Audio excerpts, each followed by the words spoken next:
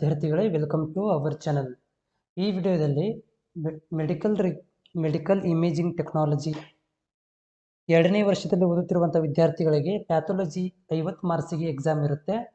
So ಈ ಒಂದು ವಿಡಿಯೋದಲ್ಲಿ ನಾನು ಪ್ಯಾಥಾಲಜಿ ಸಿಲೆಬಸ್ ಬಗ್ಗೆ ರಿವ್ಯೂ ಮಾಡಿದ್ದೇನೆ. ವಿಡಿಯೋ ಪೂರ್ತಿಯಾಗಿ ನೋಡಿ.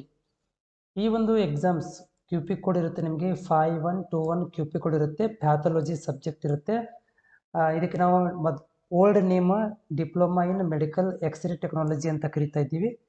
ಇವಾಗ ಏನಾಗಿದೆ ಅಂತಂದರೆ ಅದು ಇಮೇಜಿಂಗ್ ಟೆಕ್ನಾಲಜಿಯಾಗಿ ಕನ್ವರ್ಟ್ ಮಾಡಿದ್ದಾರೆ, ಅಂದರೆ ನೇಮನ್ನು ಚೇಂಜ್ ಮಾಡಿದ್ದಾರೆ. ಸೊ ಸಿಲೆಬಸ್ಸಲ್ಲಿ introduction of pathology and various branches of pathology ಅಂತ ನಿಮಗೆ ಇಂಟ್ರೊಡಕ್ಷನ್ ಕ್ಲಾಸ್ ಆಗುತ್ತೆ. ಅಂದರೆ ಪ್ಯಾಥಾಲಜಿ ಅಂದರೆ ಏನು, ಪ್ಯಾಥಾಲಜಿಯಲ್ಲಿ ಯಾವೆಲ್ಲ ಬ್ರಾಂಚಸ್ ಇದ್ದಾವೆ ಅನ್ನೋದ್ರ ಬಗ್ಗೆ, ಮತ್ತು definition of terms used in the pathology, ಯಾವೆಲ್ಲ ಒಂದು ಟರ್ಮ್ಗಳನ್ನು ಅಂದರೆ ವರ್ಡ್ಗಳನ್ನು ಯೂಸ್ ಮಾಡ್ತೀವಿ ಪ್ಯಾಥಾಲಜಿ ಒಳಗಡೆ ಅಂತ. ಉದಾಹರಣೆಗೆ ಇಲ್ಲಿ ಸೆಲ್ಸ್ ಇಂಜುರಿ ಅಂದ್ರೇನು, ಹೈಪರ್ಪ್ಲಾಸಿ ಅಂದ್ರೇನು, ಹೈಪರ್ಟ್ರೋಪಿ ಅಂದ್ರೇನು, ಹೈಪೋಪ್ಲಾಸಿ ಅಂದ್ರೇನು, ಅಟ್ರೋಪಿ ಅಂದ್ರೇನು, ಇನ್ಫ್ಲಮೇಷನ್ ಅಂದ್ರೇನು, ರಿಪೇರ್ ಅಂದ್ರೇನು, ಇವೆಲ್ಲ ಡೆಫಿನೇಷನ್ಸ್ಗಳನ್ನ ಇಲ್ಲಿ ನೀವು ಅಂಡರ್ಸ್ಟ್ಯಾಂಡ್ ಮಾಡ್ಕೊತೀರಾ. ನೆಕ್ಸ್ಟ್ ಸಿಲೆಬಸ್ ಅಂತ ಬಂದರೆ ಹೀಲಿಂಗ್ ಫ್ರ್ಯಾಕ್ಚರ್ಸ್ ಆ್ಯಂಡ್ ಕಾಲರ್ಸ್ ಅಂತ ಹೇಳಿ. So healing fractures and collars, ಇದು ನಿಮಗೆ ಹೀಲಿಂಗ್ ಫ್ರ್ಯಾಕ್ಚರ್ ಅಂತ ಒಂದು 5 ಮಾರ್ಕ್ಸ್ ಕೂಡ ಕ್ವಶನ್ ಕೇಳಿದ್ದಾರೆ, 3 ಮಾರ್ಕ್ಸ್ ಕೂಡ ಕ್ವಶನ್ ಬಂದಿದೆ. ಕಾಲಿಸ್ ಅಂತ ಕೂಡ 3 ಮಾರ್ಕ್ಸಿಗೆ ಕ್ವಶನ್ ಪೇಪರಲ್ಲಿ ಕೇಳಿದ್ದಾರೆ. ಹಿಮೋಡೈನಮಿಕ್ ಚೇಂಜಸ್. ಸೊ ಹಿಮೋಡೈನಮಿಕ್ ಚೇಂಜಸ್ ಅಂದರೆ ರಕ್ತ ಒಳಗಡೆ ಯಾವ ರೀತಿ ಅಂತ ಬದಲಾವಣೆ ಆಗುತ್ತೆ ಅದನ್ನು ಹಿಮೋಡೈನಮಿಕ್ ಚೇಂಜಸ್ ಅಂತ ಕರಿತೀವಿ. ಅಂದರೆ ರಕ್ತ ಚಲನವಲನದಲ್ಲಿ ಆಗುವಂಥ ಒಂದು ಕ್ರಿಯೆ.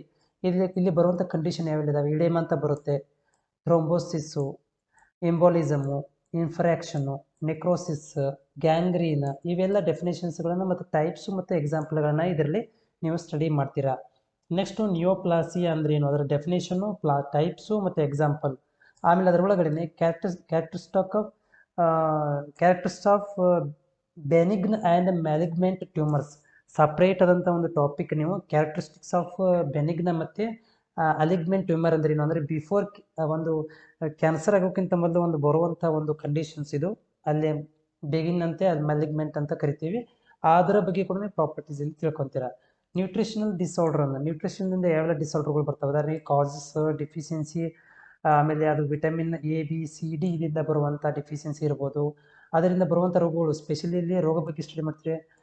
ಸ್ಕ್ಯಾರಿಯೋಕರ ಡಿಸೀಸ್ ಕಂಡೀಷನ್ ಬರುತ್ತೆ, ಮರಸ್ಮೋಸ್ ಅಂತ ರೋಗ ಬರುತ್ತೆ, ಒಬೆಸಿಟಿ ಅಂತ ರೋಗ ಬರುತ್ತೆ. ಇವೆಲ್ಲ ವಿಟಮಿನ್ ಮತ್ತು ನ್ಯೂಟ್ರಿಷನಲ್ ಡೆಫಿಷಿಯನ್ಸಿಯಿಂದ ಬರುವಂಥ ರೋಗಗಳ ಬಗ್ಗೆ ಕೂಡ ನಾವಿಲ್ಲಿ ಅಧ್ಯಯನ ಮಾಡ್ತೀವಿ.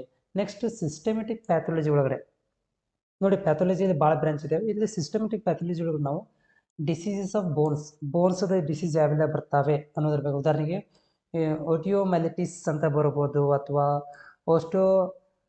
ಪೊಡ್ರೋಸಿಸ್ ಮತ್ತು ಆರ್ಥ್ರಿಟೀಸ್ ಅಂತ ಬರುತ್ತೆ, ಮತ್ತು ಕೋಲ್ಡ್ ಆಪ್ಸಿಸ್ ಅಂತ ಬರ್ತವೆ, ರೊಮ್ಯಾಟಾಯ್ಡ್ ಮತ್ತು ಆಸ್ಟಿಯೋಆರ್ಥ್ರಿಟಿಸ್ ಅಂತ ಬರುತ್ತೆ, ಅಥವಾ ಫ್ರ್ಯಾಕ್ಚರ್ಸ್ ಬಗ್ಗೆ ನಾವು ಇದರಲ್ಲಿ ಡಿಸೀಸ್ ಬಗ್ಗೆ ನಾವು ಅಂದರೆ ಕಂಪ್ಲೀಟಾಗಿ ಬೋನ್ ಡಿಸೀಸ್ ಯಾವೆಲ್ಲ ಇದ್ದಾವೆ ಒಂದಷ್ಟು ಇದರಲ್ಲಿ ನಾವು ಅಧ್ಯಯನ ಮಾಡ್ಕೊತೀವಿ.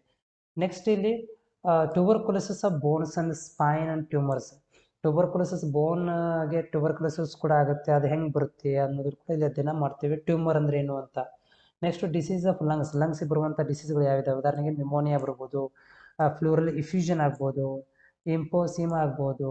ಇವುಗಳ ಬಗ್ಗೆ ನಾವು ಡೆಫಿನೇಷನ್ ಟೈಪ್ಸ್ಗಳನ್ನು ಅಧ್ಯಯನ ಮಾಡ್ತೀವಿ. ನೆಕ್ಸ್ಟು TB, ಲಂಗ್ಸಿಗೆ ಬರುವಂಥ TB, ಟ್ಯೂಬರ್ಕುಲೋಸಿಸ್ ಇನ್ ಲಂಗ್ಸ್ ಯಾವ ರೀತಿಯಾಗಿ ಬರುತ್ತೆ ಅನ್ನೋದ್ರ ಬಗ್ಗೆ. Next disease of paranasal sinuses. Paranasal sinuses ಅಂದರೆ ನೆಸಲಿಗೆ ಬರುವಂಥ ಒಂದು ಡಿಸೀಸ್ ಇರ್ಬೋದು, ಸೈನಸ್ ಡಿಸೀಸ್ ಇರ್ಬೋದು, ಎಪಿಸ್ಟಾಕ್ಸಿಸ್ ಅಂತ ರೋಗ ಬರುತ್ತೆ, ಆಮೇಲೆ ನೆಸಲ್ ಪಾಲಿಪ್ಸ್ ಅಂತ ರೋಗ ಬರುತ್ತೆ. ಇವೆಲ್ಲ ಏನಪ್ಪ ಅಂದರೆ ಪ್ಯಾರಾನೆಸಲ್ ಮೂಗಿನ ಬಗ್ಗೆ ಅಧ್ಯಯನ ಇರ್ಬೋದು. ಆಮೇಲೆ ರೆನಲ್ ಸಿಸ್ಟಮ್ಸ್, ರೆನಲ್ ಅಂದರೆ ಕಿಡ್ನಿ ಬಗ್ಗೆ ಬರುವಂಥದ್ದು, ಕಾಗ್ನಿಟಲ್ ಅನಮಾಲೀಸ್, ಕಾಗ್ನಿಟಲ್ ಅನಮಾಲೀಸ್ ಇರ್ಬೋದು, ಆಮೇಲೆ ಕ್ಯಾಲ್ಕುಲಸ್ ಇರ್ಬೋದು, ಆಮೇಲೆ ನೆಫ್ರೋಸಿಸ್ ಅಂತ ರೋಗ ಬರುತ್ತೆ. ಕಿಡ್ನಿ ಮತ್ತು ಬ್ಲ್ಯಾಡರ್ ಬಗ್ಗೆ ಟ್ಯೂಮರ್ ಯಾವ ರೀತಿಯಾಗಿ ಕಾರಣ ಹುಟ್ಟುಕೊಳ್ಳುತ್ತೆ ಅನ್ನೋದ್ರ ಬಗ್ಗೆ. ಆಮೇಲೆ gastro intestinal track, okay. So ಅದರಿಂದ ಯಾವೆಲ್ಲ ರೋಗ ಬರ್ತವೆ, ಅಚಲಾಸಿಯಾ ಕಾರ್ಡಿಯಾ ಇರ್ಬೋದು, ಹೈಟಸ್ ಹೇಮಿಯಾ ಅಂತ ರೋಗ ಬರುತ್ತೆ. ಇವೆಲ್ಲ ಮತ್ತು ಈಸೋಫಿಗಸ್ಸು, ಆಮೇಲೆ ಕ್ಯಾನ್ಸರಸ್ ಈಸೋಫಿಗಸ್ಸು, ಗ್ಯಾಸ್ಟ್ರಲ್ ಅಲ್ಸರು, ಆಮೇಲೆ ಕ್ಯಾನ್ಸರ್ ಸ್ಟೊಮ್ಯಾಕ್, ಡ್ಯೂಡನಲ್ ಅಲ್ಸರು, ಇವೆಲ್ಲ ರೋಗಗಳು ನಮ್ಮ ಗ್ಯಾಸ್ಟ್ರೋ ಇಂಟೆಸ್ಟೈನಿಗೆ ಬರುವಂಥ ರೋಗಗಳು. ಆಮೇಲೆ ಲಿವರ್ ಮತ್ತು ಗಾಲ್ ಬ್ಲಾಡರ್ ಬಗ್ಗೆ ಅಧ್ಯಯನ ಮಾಡ್ತೀವಿ. ಅದರಲ್ಲಿ ಗಾಲ್ ಸ್ಟೋನ್ ಅಂದ್ರೆ ಯಾವ ರೀತಿ ಹೋಗುತ್ತೆ, ಆಮೇಲೆ ಚೈಲೋಸಿಸ್ಟೋಸಿಸ್ ಅಂತ ಬರುತ್ತೆ, ಆಮೇಲೆ ಫ್ಯಾಟಿ ಲಿವರು, ಆಮೇಲೆ ಸಿರೋಸಿಸ್ಸು, ಕ್ಯಾಲ್ಸಿಯಂ ಲಿವರು, ಇವೆಲ್ಲ ಲಿವರ್ಗೆ ಬರುವಂಥ ಡಿಸೀಸಸ್ಸು. ಆಮೇಲೆ ಹಾರ್ಟಿಗೆ ಬರುವಂಥ ಕಂಡೀಷನ್ನು ಕಾರ್ಡಿಯೋವೆಸ್ಕ್ಯುಲರ್ ಸಿಸ್ಟಮ್. ಇದೇ ರೊಮ್ಯಾಟಿಕ್ ಹಾರ್ಟ್ ಡಿಸೀಸ್ ಅಂತ ಬರ್ಬೋದು, ಮಯೋಕಾರ್ಡಿಯಲ್ ಇನ್ಫ್ರಾಕ್ಷನ್ ಅಂತ ಬರ್ಬೋದು, ಅನ್ಯೂರಿಸಮ್ ಆರ್ಟಾ ಅಂತ ರೋಗ ಬರ್ಬೋದು, ಅಥವಾ ಪೇರಿಕಾರ್ಡಿಯಮ್ ಇಫ್ಯೂಷನ್ ಅಂತ ರೋಗ ಕಾಣಿಸ್ಕೊಳ್ಳುತ್ತೆ. ಹೌದಾ, ಇವೆಲ್ಲ ಕಂಡೀಷನ್ಸ್ಗಳು. ಮತ್ತು ಮೆಗಾಲಿ ಅಂತ ಒಂದು ಕಾಸಸ್ ಕೂಡ ಆಗುತ್ತೆ ಹಾರ್ಟಿಗೆ. ನೆಕ್ಸ್ಟು ಥೈರಾಯ್ಡ್ಗೆ ಬರುವಂಥ ಒಂದು ಥೈರಾಯ್ಡ್ ಗಾಯ್ಟರ್ ಇರ್ಬೋದು, ಥೈರಾಯ್ಡ್ ಟಾಕ್ಸಿಕೋಸಿಸ್ ಅಂತ ರೋಗ ಬರುತ್ತೆ, ಆಮೇಲೆ ಥೈರಾಯ್ಡ್ ಕ್ಯಾನ್ಸರ್ ಕೂಡ ಬರುತ್ತೆ. ಇದ್ರ ಬಗ್ಗೆ ಅಧ್ಯಯನ ಮಾಡ್ತೀರಾ.